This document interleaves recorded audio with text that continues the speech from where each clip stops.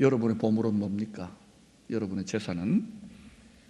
출애굽기 3장 2절은 미디안 광야에서 양떼를 먹이던 80세 노인 모세가 호렙산에서 소명을 받는 장면을 이렇게 설명합니다. 여호와의 사자가 떨기나무 가운데로부터 나오는 불꽃 안에서 그에게 나타나시니라. 그가 보니 떨기나무에 불이 붙었으나 그 떨기나무가 사라지지 아니하는지라. 떨기나무는 비가 거의 오지 않는 메마른 사막에 자라나는 키가 아주 작은 그런 나무입니다. 관목이라고 하죠. 관목. 교목은 쭉쭉 높은 나무고, 하나님의 영광이 임하는 성막의 법궤, 성막 전체의 나무 재료가 조각목이지만 그 중에 법궤의 재료가 바로 이 떨기나무와 비슷한 사막에서만 자라날 수 있는, 구경할 수 있는 살아있지만 죽은 듯한 나무, 떨기나무 조각목에다가 순금을 옷 입혀가지고 만듭니다. 그리고 그 법궤에 하나님이 영광으로 다시 옷 입히시는 거예요. 그게 구름기둥, 불기둥입니다. 다시 말하면 이 떨기나무는 미디안 광야에서 살았지만 죽은 것처럼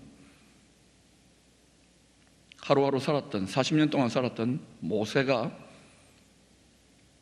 민족을 구원하라는 하나님의 소명을 받을 때에 큰 영광의 불이 붙은 떨기나무지만 정금같이, 순금같이 연단된 모세, 그 믿음의 사람 모세 자신이었던 것입니다. 또 이 떨기나무는 인생 광야에서 믿음을 지키기 위해 애쓰고 있는 저와 여러분이기도 합니다. 불이 꺼지면 안 돼요. 그리고 내 존재 자체도 다 태워지면 안 돼요. 세상 영광을 추구하던 애굽의 왕자 모세, 광야의 오랜 연단을 통하여 온유한 자가 되었습니다. 온유한 자라는 말은 죽은 자가 되었다는 말이에요. 땅에서 가장 온유한 자가 되었다는 말은 땅에서 제일 많이 죽은 거예요. 떨기나무가 된 거예요. 거기에 하나님의 영광을 담는 보석함이 마련되는 거예요. 바로 모세 자신이고, 이 시대에 하나님의 영광을 담아야 될 법궤, 떨기나무, 보석함이 우리 자신이 되어야 됩니다. 히브리서 11장은 믿음의 명예의 전당이라는 별명을 갖고 있습니다. 이 땅에도 곳곳에 명예의 전당이 있잖아요. 영화 배우들 이렇게 손바닥 찍어가지고 두고, 액자에도 두고, 스포츠 스타들의 쓰던 물건도 두고, 대통령 이름도 막 붙여놓고 그러잖아요. 근데 하늘에도 명예의 전당이 있을 수 있는데 그 증거가 바로 히브리서 11장 믿음의 명예의 전당이라는 별명을 갖고 있습니다. 이들은 자신들의 시대에, 그 시대가 호시절이 아니었습니다. 지금 이때보다 더 힘들고 어려웠던 그러한 때에 하나님의 영광을 크게 나타내었던 하늘의 스타들입니다. 이 세상의 사람들이 되고자 하는 아이돌 스타가 아닙니다. 이 하늘 스타들의 공통된 특징이 있는데, 다 인생 광야에서 오랜 고난의 시험, 눈물 골짜기를 다 통과했던 사람들입니다. 이 시험의 과정을 통하여 하나님의 영광의 불이 꺼지지 않고 계속 함께하는 조각목에 입혀진 순금의 법궤 같은 믿음이 될 수 있는 것입니다. 여러분 중에 이런 의문을 가지는 분들이 있을 것입니다. 우리 주위에 누구보다도 천사 같고 기도도 많이 하고 봉사도 하고 헌금도 하고 복음도 많이 전하는 권사님, 장로님, 집사님 또는 선교사님, 목사님, 전도사님이 어떤 인생의 크고 작은 문제로 힘에 겹도록 심한 고난 속에 살 소망까지 끊어지는 광야의 불시험, 그걸 통과하면서도 하나님이 속 시원하게 응답도 안 하고 그분 자체도 너무 힘들어하고 고통스러워하고, 지금 교회들이 다 힘드니까 저는 뭐 교회 지도자들, 선교사님들 상대하고 목사님 상대하니까 들어보면 다들 참 평신도들이나 양누리에게 이야기할 수 없는 많은 스트레스와 짐들을 갖고 있습니다. 그런데 여러분, 왜 이렇게 하나님이 하시는가?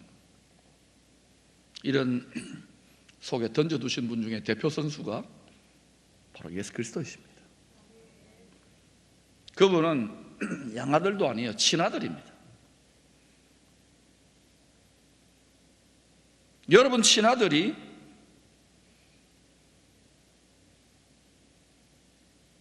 얼마나 소중합니까? 양아들보다.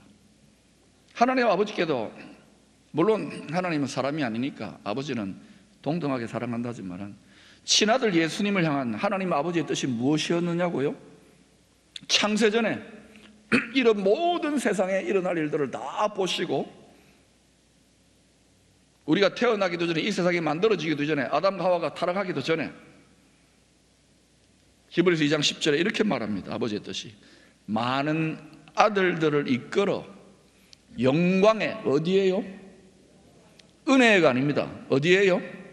영광의, 모든 사람이 죄를 범하였으면 영광에 들어갈 수 없는데 영광에 들어가게 하시는 일에 그들의 구원의 창시자를 무엇을 통하여요? 제자훈련을 통하여, 설교를 통하여, 가르침을 통하여, 교회를 통하여, 선교단체를 통하여,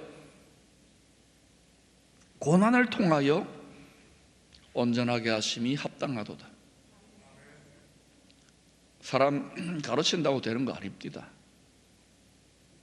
설교 열심히 한다고 되는 게, 제가 다 해봤잖아요. 춤도 추고 다 해봤는데 2% 안 되는 것은 하나님의 영역인데, 그거는 주로 이 고난을 통하여 온전하게 하십니다. 그렇다면 모세와 같이 지속적으로 하나님의 영광을 담을 수 있는 연단된 신앙 인격, 깨끗해진 그릇에 가장 중요한 특징이 뭐냐? 한 가지를 들라 그러면 저는 25절을 말씀하고 싶습니다. 같이 한번 읽어보십시다. 시작. 도리어 하나님의 백성과 함께 고난받기를 잠시 죄악의 낙을 누리는 것보다 더 좋아하고, 이 더 좋아하는 것, 결국은 지식이 아닙니다. 지혜도 아닙니다. 결국은 뭐가 그 사람 마지막에 뱃속에 있는 게 올라오느냐면은 존재의 욕망, 욕구, 무엇을 탐하느냐, 무엇을 사랑하느냐, 무엇을 좋아하느냐. 우리 안에 뱀처럼 또아리를 들고 있는 이 욕구 자체가 달라져야 되는 거예요. 대제국 애굽의 왕자로서 누릴 수 있었던 즐거움이 얼마나 많았겠습니까? 세상적인 쾌락과 영광들, 세계 최강의 제국입니다. 그리고 전설에 의하면 당시 바로가 아들이었기 때문에 자기가 왕위를 이어받을지도 몰라요. 솔깃했을 건데, 뭐 한 사람 때려 죽였다고 그게 뭐 대수입니까? 자기가 왕자인데. 죄악의 낙보다도 하나님을 더 큰 낙으로 사랑했기에 그가 하나님의 뜻에 순종하는 과정에서 다가오는 모든 고난과 어려움과 시험도 넉넉히 이길 수 있었어요. 바울도 이와 본질상 동일한 믿음의 승리의 비밀을 소개하고 있습니다. 로마서 8장 37절입니다. 그러나 이 모든 일에 우리를 사랑하시는 이로 말미암아 우리가 넉넉히 이기느니라. 바울은 자기를 죽도록 사랑했던 하나님 아버지의 뜻을 깨달았던 거예요. 그리스도 예수 안에서. 그래서 바울의 고난의 목록을 보세요. 여러분은 열심히 주님 뜻대로 한평생 산다고 절대로 바울처럼 고린도서 11장에 그 목록이 안 되니까 아마 거의 한 대도 안 맞을 겁니다. 그러니까 여러분 걱정하지 말고, 그러나 누구든지 자기 몫에 태인 십자가가 있어요. 떨기나무가 되기 위한, 하나님의 영광이 불붙은 조각목이 되기 위한 연단의 과정이 있어요. 이거를 팽개쳐버리면 여러분이 성전인데 법궤는 없는 거예요. 성전인데 영광의 불은 없어. 맨날 회개, 맨날 뭐 기름 부으심. 지성소는 안 만들어져요. 이제는 지성소의 시즌으로 들어간다는 것을 기억하십시오. 구약 성경에서 지혜서로 분류된 5권의 책이 있습니다. 역사서, 지혜서, 뭐 묵시문학, 예언서 이런 식이잖아요. 자, 오른손을 들어보세요. 손가락을 쫙 펴시고 저를 따라 하십시다. 욥기, 시편, 잠언, 전도서, 그 다음 뭡니까? 아가서지요. 아가서. 예, 손 내리세요. 이거 이제 다음 주 시험 칠 테니까 다 외워보세요. 욥기, 시편, 잠언, 전도서, 아가서. 이게 지혜서, 지혜서. 왜 구약의 랍비들은 이 5권의 책을 한 덩어리로 지혜서라고 했을까? 먼저 욥기입니다. 욥기의 주제는 당시에 욥만큼 하나님 잘 믿었고 우리로 말하면 예수 잘 믿은 사람 없어요. 그죠? 너무너무 훌륭한 믿음의 어른입니다. 그런데 고난을 당하는데 이 고난이 장난이 아닙니다.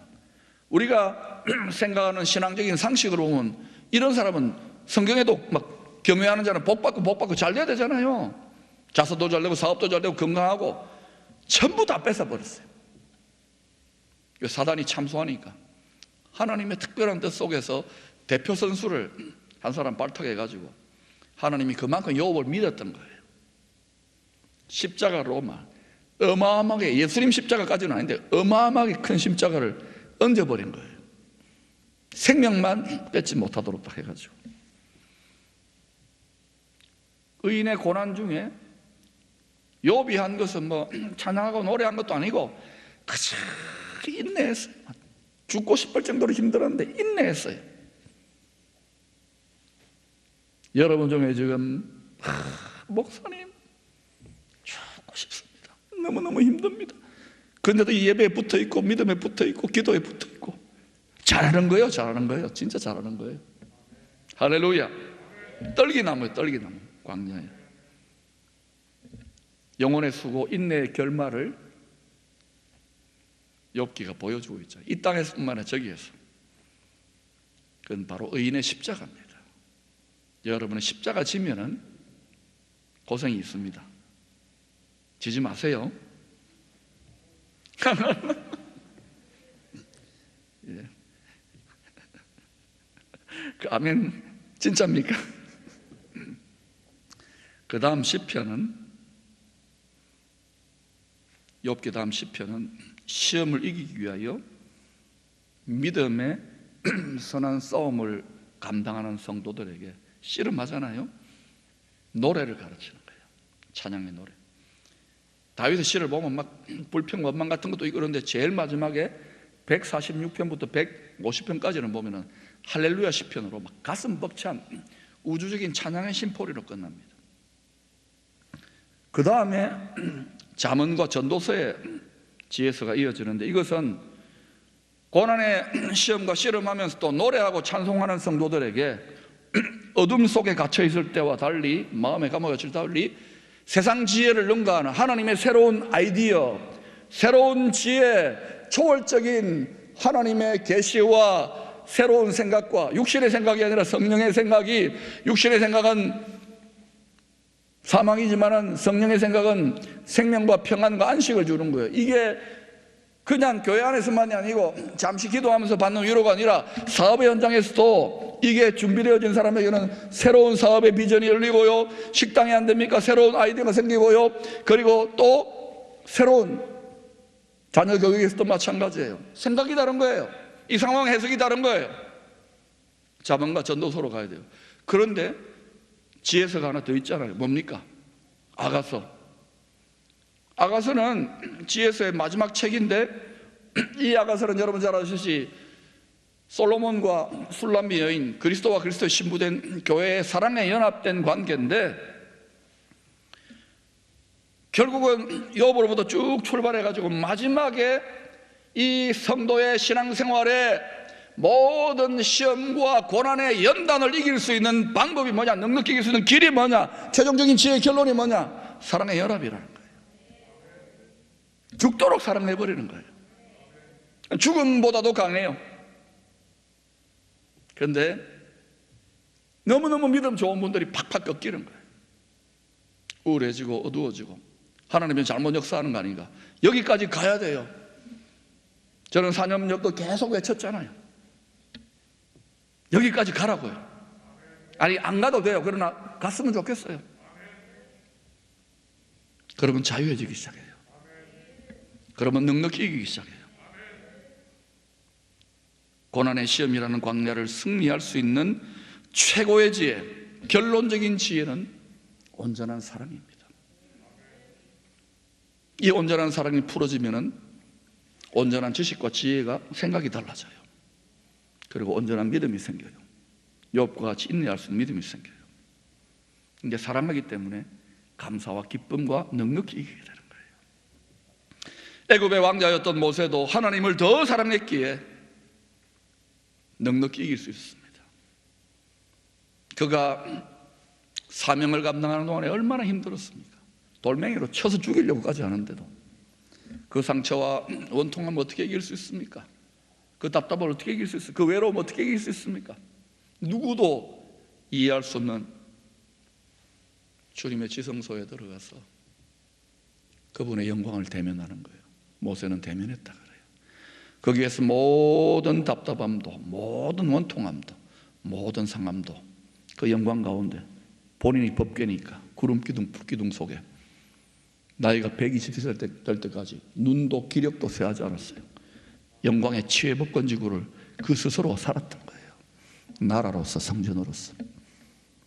이제는 이것이 저와 여러분, 우리의 자손들의 때에 그렇게 되어야 됩니다. 왜냐? 하나님은 때마다 아름답게 역사하니까. 엘리 대제사장의 두 아들 홈니와 비느하스 제사장입니다. 이들이 킹이신 하나님의 통치를 받지도 않았습니다. 백성들도 킹이신 하나님의 통치를 받지도 않았습니다. 죄가 드글드글했습니다. 그런데 백성들이 요구한다고 하나님의 영광의 임재를 상징하는 법궤를 앞세우고 전쟁터에 나가서 이기기 위하여 나갔습니다. 어떻게 됐습니까? 망했습니다. 이가봇입니다. 하나님의 영광이 무능해서가 아니에요. 통치를 받지 않는 것, 철저하게. 오늘날 교회 안에 예수를 믿는 자들 속에 얼마나 예사로 이 정도로 넘어가. 나는 믿음이 시원찮아. 얼마나 많은 불순물들이 있습니다. 여러분 잘 기억하세요. 추수를 할 때에는 타작마당을 불로서 정결하게 한다고 그랬습니다. 그 불은 무슨 물일까요? 지금은 깨끗하고 정결한 그릇으로 예비된 그러한 그릇들만이 이 새로운 영광의 시대를 열 것입니다. 아무리 어둡고 캄캄한 시대라고 하더라도 킹이신 만왕의 왕이 되셨습니다. 하늘과 땅의 권세를 갖고 계십니다. 그분의 킹의 통치를 온전히 받는 성도들의 킹 도메인, 도메인은 주소입니다. 킹의 주소가 그렇게 하나님을 기쁘시게 만족하게 하는 예배자들이, 성도들이 거하는 곳에, 그 주소가 있는 곳에 하나님의 영광, 왕의 영광이 신방하는 정도가 아니라 아예 함께 꺼지지 않고 거하게 되면 게임 끝나요. 앞으로 그런 시대가 열립니다. 이사야서 60장 2절 말씀 같이 읽어볼까요? 시작. 보라, 어둠이 땅을 덮을 것이며 캄캄함이 만민을 가리려니와 오직 여호와께서 내 위에 임하실 것이며 그의 영광이 내 위에 나타나리니. 이것은 다시 오실 그리스도로 말미암아 세워지는, 이 땅에 세워지는 그리스도의 나라, 아들의 나라를 말합니다. 아버지의 나라는 아직 아니지만 아들의 나라가 세워져요. 이때에 하나님의 영광이 임하는 그릇들이 있는 거예요. 그런데 그 나라의 때에, 그 나라가 이루어질 때에 이사야서 60장 3, 4, 5절을 보면은 만왕의 왕의 영광이, 킹덤 글로리가 이 땅입니다. 땅, 물질계입니다. 임하는 곳에 나라들이, 왕들이, 사람들이, 열방의 풍요와 자원들이 그 빛을 보고, 그 영광을 보고, 다 어두우니까, 다 캄캄하니까, 다 암울하니까 그 영광을 보고 살 길을 찾아서 사방으로 온다고 예언하고 있습니다. 같이 한번 읽어볼까요? 이사야 60장 3, 4, 5절 시작. 나라들은 내 빛으로, 왕들은 비치는 내 광명으로 나오리라. 내 눈을 들어 사방을 보라. 무리가 다 모여 내게로 오느니라. 내 아들들은 먼 곳에서 오겠고 내 딸들은 안기어 올 것이라. 그때에 내 마음이 놀라고 또 화창하리니 이는 바다의 부가 내게로 돌아오며 이방의 나라들의 재물이 내게로 옵니다. 여러분, 이것은 이스라엘에서만 다시 오실 그리스도의 나라, 거기에서만 일어나는 그것으로 적용하면 안 돼요. 여러분이 나라입니다. 여러분이 성전입니다. 여러분이 왕 같은 제사장이에요. 모세와 같이 하나님의 영광의 불을 담을 만한 성전으로, 거룩한 나라로 여러분들 한 사람 한 사람이 예비되어지면 이사야 60장의 일들이 개인적으로, 가정적으로 또 범주를 따라 일어나기 시작합니다. 저는 이 목회자 역량으로 불가능한 이 꿈에 사로잡혀가지고 4, 5년 전부터 더 열정적으로 외치는데 이게 안 되더라고요. 거꾸로 돌아가더라고요. 깨달았어요. 이건 하나님이 직접 하십니다. 우리가 할 일은, 저는 여러분에게 다시 한번 선포합니다. 여러분 비웃어도 좋아요. 이 땅, 특별히 이 도성은 하나님의 영광의 불을 담는 영광로 가마솥이 될 겁니다. 화면 하시는 분도 있네요. 그리고 그것이, 그 나라가 여기 필요하다면 뭐 팡팡대박 민족과 열방 안 되잖아요. 믿지 마세요. 근데 저는 새벽마다 또 기도하면 또 성령의 불같은 충동 때문에 외치지 않을 수 없어요.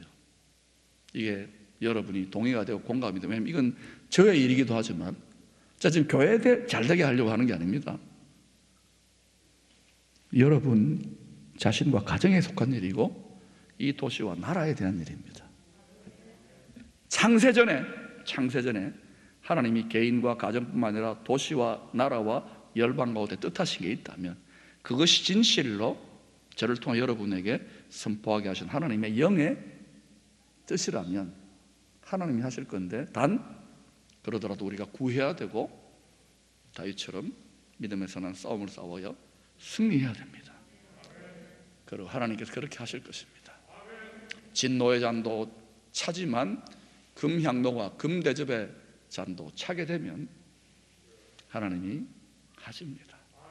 낙심하지 마세요. 탄식하지 마세요. 너무 원통해하지 마세요.